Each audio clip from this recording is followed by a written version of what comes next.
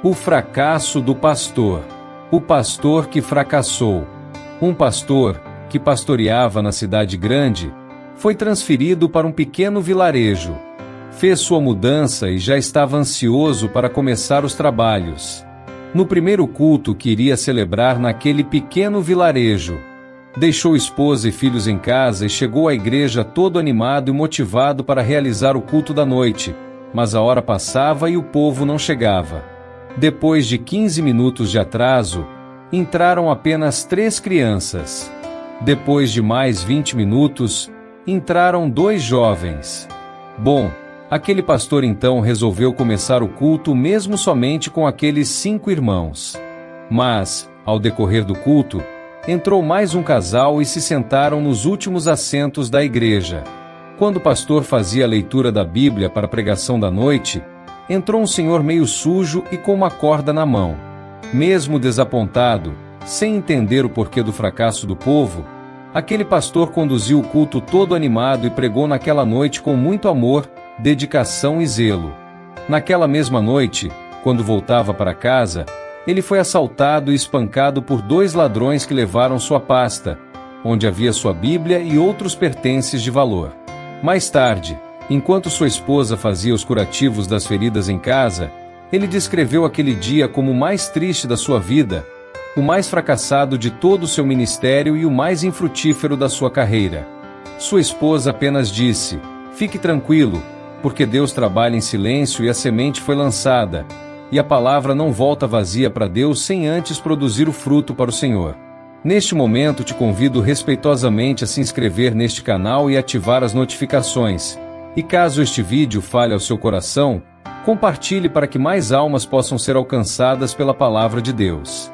5 anos se passaram e ele continuava a ministrar naquela mesma igreja. Um dia, aquele pastor resolveu compartilhar essa história com sua igreja.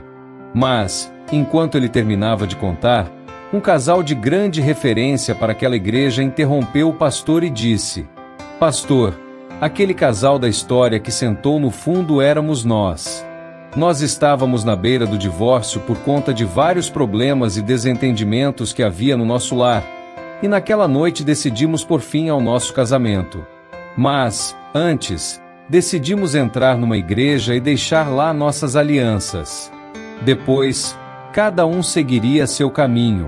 Mas desistimos do divórcio depois que ouvimos sua pregação naquela noite. Hoje estamos aqui com nosso lar e nossa família restaurada." Enquanto aquele casal falava, um dos empresários bem-sucedidos que ajudava no sustento daquela igreja fez sinal com a mão, pedindo oportunidade para falar. E então disse: "Pastor, eu sou aquele senhor que entrou meio sujo com a corda na mão naquela noite. Eu estava na beira da falência, perdido nas drogas. Minha esposa e meus filhos tinham ido embora de casa por conta das minhas agressões. Ah, pastor, naquela noite eu tentei o suicídio, só que a corda arrebentou. Então, quando eu ia comprar outra corda, vi a igreja aberta e decidi entrar, meio sujo mesmo, com a corda na mão. Mas naquela noite, pastor, a mensagem que o Senhor pregou perfurou meu coração, e eu saí dali com ânimo para viver novamente. Hoje estou livre das drogas. Minha família voltou para casa e eu me tornei o maior empresário de todo este vilarejo." Naquele momento, na porta de entrada da igreja, o diácono que fazia o protocolo gritou: "Pastor, eu fui um daqueles ladrões que assaltaram o Senhor." O outro morreu em troca de tiros com a polícia naquela mesma noite enquanto realizávamos o segundo assalto. "Ah, pastor, naquela pasta do Senhor havia uma Bíblia. Eu passei a lê-la todos os dias ao acordar, e pouco tempo depois resolvi entrar para a igreja." Aquele pastor ficou em choque e começou a chorar junto com todos os fiéis da igreja. Afinal, a noite que ele considerava como um fracasso foi uma das mais produtivas de sua vida.